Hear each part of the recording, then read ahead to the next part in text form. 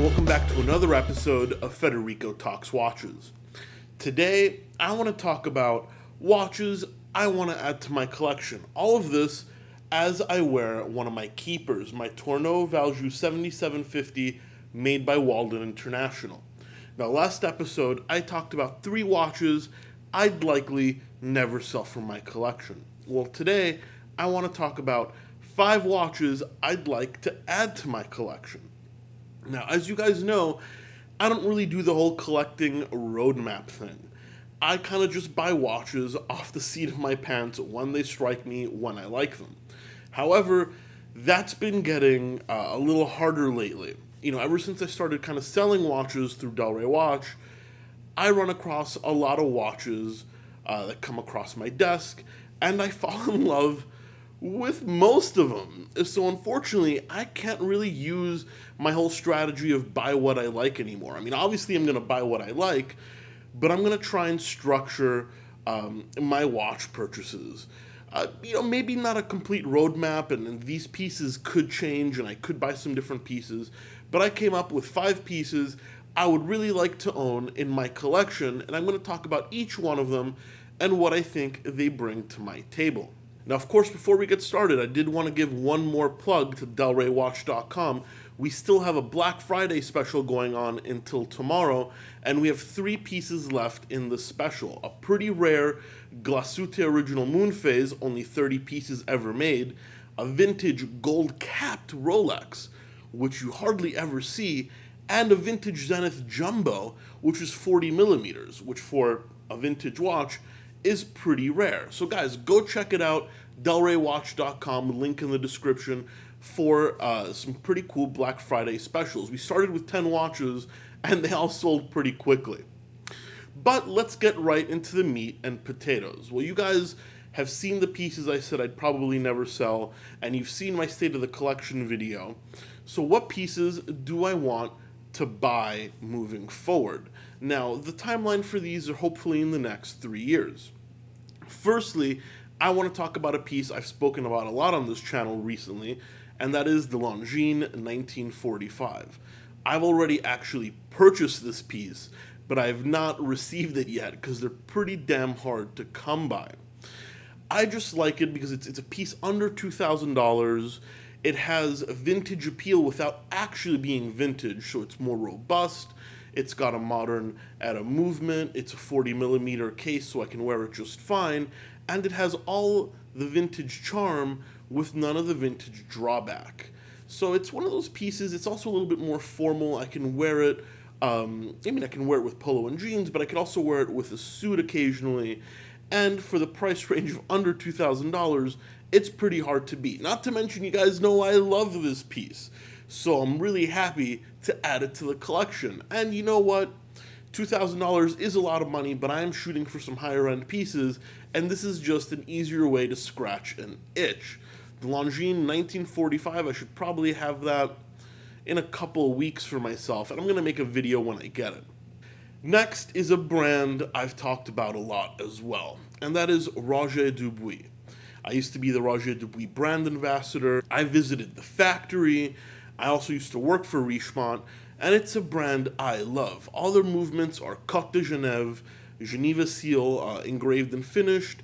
They're all in-house, and Mr. Dubuis, who unfortunately just passed away earlier this year, is a true master of watchmaking, or rather was a true master of watchmaking, but their manufacturer definitely lives on and is making some very cool pieces. Now, I don't exactly know which Roger Dubuis I want, but I know I want one of them. And most likely right now, I'm leaning towards the precious metal white gold homage bi-retro chronograph. Beautiful watch, $30,000, $40,000 retail, but I can get it for a quarter of that. Absolutely. White gold precious metal case. And with a complication, because I have to be honest, I've been looking at my collection recently, and I don't really own many complications. I mean, I own chronographs, with my Breitling, Panerai, and my Speedy. I own a Valjoux 7751 based triple date chronograph, but apart from that, I don't really own any complications anymore. I've sold off a GMT, I sold off my Chronostop, I think the Roger Dubuis would be the perfect haute horology brand to add a complication to my collection. Now, next is a bit of a douchebag watch, but it's a watch I really, really like. And that is the gold Submariner, but not the old chintzy one, the new one with the blue dial. Very substantial, a lot of gold. It's got that new bracelet because those old gold bracelets were just prone to stretching. I mean, yeah, a lot of people like the vintage gold subs, but in my opinion, there's no comparison. The modern one is a million times better than the vintage one will ever be. Yeah, it's a little bit flashy, but you know what? It's the ultimate Rolex. And while people may think I'm a little bit of a Rolex hater, I think the gold sub is awesome. Yes, it's not utilitarian. It's not a sports watch. It's, it's overpriced. It's a million things, but I like it. And that's what counts. I want the blue dial with the ceramic bezel. And especially because I have a penchant for gold, the last precious metal piece I owned was about 4 or 5 years ago. I owned a Geneva Seal Chopard 1860 with the micro rotor. This is the complete opposite. That was a 36 millimeter dress watch. This is a 40 millimeter hunk of gold. Do I have good taste? Probably not. But you know what? I'm honest about it, and I love this watch. And then, sticking in kind of the Rolex family, I want a Tudor Black Bay ETA version. Now, the Tudor Black Bay to me is the ultimate beater watch. Now, yeah, Federico, how can you call a $2,000 watch a beater watch? Well, I'm not careful with my watches anyway. Watches are meant to be worn. And the Tudor Black Bay is tough as nails. The ETA version has a 2824, which is a very tried and true tough movement.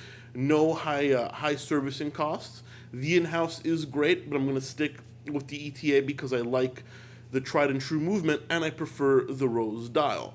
This is the typical watch that I'll wear on vacation. I'll go to the beach with it. I'll fly with it. You're not going to take a gold watch on a safari in Africa, like the sub, but I'll definitely take the Black Bay if I ever get lucky enough to go on a safari in Africa. I just think it's a tough watch. It's not hugely expensive. I can pick it up for $1,600-$1,700.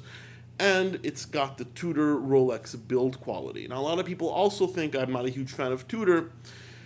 And you know what? I think they are a little overhyped. But the Black Bay is a killer piece for the price. You get that vintage Submariner look, beautiful snowflake hands. You get the toughness, the quality. I don't know what to say. I'm kind of repeating myself at this point. But I think it's the ultimate beater watch.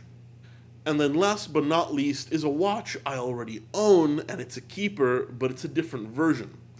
You guys know I own the IWC Vintage Engineer Laureus Edition, one of 1,000 pieces with the gorgeous blue dial. Well, they made another version. It's the IWC Vintage Collection Engineer Tribute to Italy. Now, this has a beautiful cream vintage-looking dial with a red second hand. It's truly beautiful. Instead of a gator strap, it comes on calf. It takes the dressiness of the Vintage Collection Engineer, but makes it a little sportier with that dial, that cream, with that strap rather. That cream dial also gives it this vintage aesthetic, which makes it look like a sports watch of the 60s as opposed to a dress watch of the 2000s. And once again, I'm a sucker for the vintage collection engineer, especially now that it's a tribute to Italy, being Italian and being proud of my heritage. I think it's a nice little twist. And it's got the in-house caliber 8000 IWC, which is definitely a workhorse. Now, why would I buy two of the same watch? Well, see, they're not the same. I think they're completely different personalities. I think the tribute to Italy is a very, very rare watch. I probably won't make money on it. That's not the point of buying it. But everybody knows I'm a sucker for a unique piece. And this one pushes all my buttons. Guys, this isn't a definitive list. I thought of a million other pieces I want. I want a Piaget Altiplano Double Jus. I want a Ulysse Nardin Executive Dual Time. I would love maybe the Ulysse Nardin Moonstruck. Or maybe the another Omega Bond wave dial. There's a million watches out there, and I most likely will veer off the path of this list, but I wanted to show you guys kind of where I'm pointing my sights and where I want my collection to go. Guys, give me my opinion. Do you think it's balanced? Do you hate my choices? Do you like my choices? Let me know in the comment section below. Also, please don't forget to give this video 2 thumbs up if possible. It really does help. And don't forget to subscribe. That way you don't miss any more content. Guys, thank you so much for watching another episode of Federico Talks Watches, and I'll catch you guys in the next one. Take care.